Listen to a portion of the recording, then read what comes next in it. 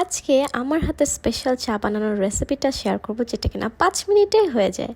আমি আসলে পানির পরিমাপ বুঝি না, আমার জন্য অলওয়েজ একটু বানাই, তো তাই আমি এইটুকু পানিতে একদম 2 চামচ দুধ দিয়ে দেবো আর মাঝখানে একটু খেয়ে নেব। এটা আমি অলওয়েজ করি। আই নো অনেকেই এটা করে, এটা অনেক ভাল লাগে। আচ্ছা বলি, এরপরে নাড়তে থাকবো। আর আমি কিন্তু চুলার জালটা একটু বাড়িয়ে দিয়েছি, আর আমি কিন্তু পানির পরিমাপ বুঝি না, আগেও বলে দিলাম।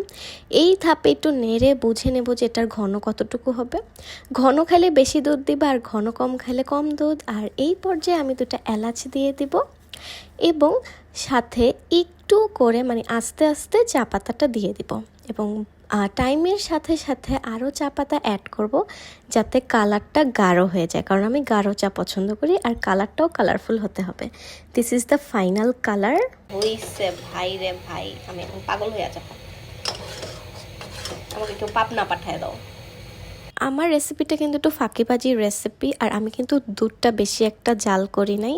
তার আগেই এলাচ দিয়ে দিয়েছি যাতে দুধের গন্ধটা না থাকে, আর লাস্টেও একটু পাতি দিয়েছি যেন চা পাতার গন্ধটা থাকে। আর আমি অলওয়েজ অল্প চা খাই, জাল দিতে দিতে বেশি আর কি ঘন হয়ে আর কি অল্প হয়ে গিয়েছে। অ্যাকচুয়ালি ভিডিও করতে নিয়েছি তো এর জন্য লেট হয়ে গেছে। এখন যারা বলো যারা পরিমাপ বুঝো না কার কতজন, ওটা আমিও বুঝি না, আমাকে বলে লাভ নাই। আমি এইভাবে জাস্ট আমার জন্য বানাই, আর আমার ঘন চা বাসায় কেউ খাইতে পারে না, সবাই পাতলা চা খায়, বাট আমার ঘন চা এবং কালারফুল চা হইতে হবে, নয়তো অ্যাপল তাবল চা খাই না।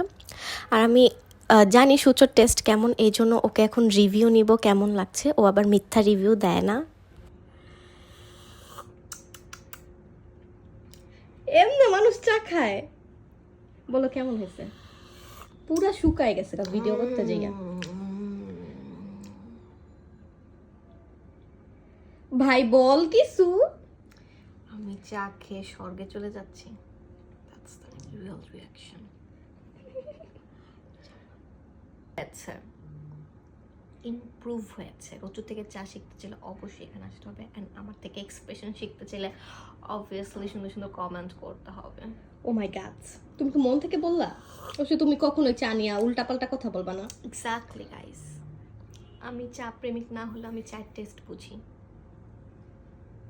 এবার দে আমার চা দে ভাই, শেষ হয়ে গেলাম, মাথা ব্যথা যায় নাই।